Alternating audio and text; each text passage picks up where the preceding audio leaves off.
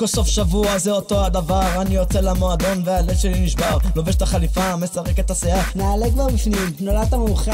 רוצה ליהנות, להשתולל, להתפרק, מגיע אל הפתח והלב שלי דופק, אני כמעט בפנים, ממש רואה את האור, חבל שאנשת נמצאים באזור.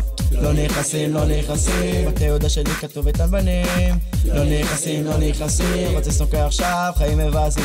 אז מה אם אני חניך בשבט כושל? זה לא באשמתי חינוך של קפח ושמואל, לא עברת את הסלקציה, כדאי שתוותר. זה לנוער בלבד, מצטערת חבר. למה שטחלברג נכנס? מה זה, איפה השוויון? נראה לך אחי, אני מנקה את המועדון. לא נכנסים, לא נכנסים, מנש בפתח משנה את האנשים. לא נכנסים, לא נכנסים, רוצה סנוקר עכשיו, חיים מבאסים. ברוסיה הייתי שולח פיצריה.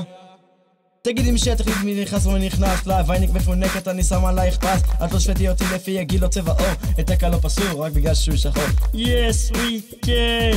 אם אני רוצה לחגוג להתפרק גם לי מותר, ומי עד שתחליטי שאני מיותר?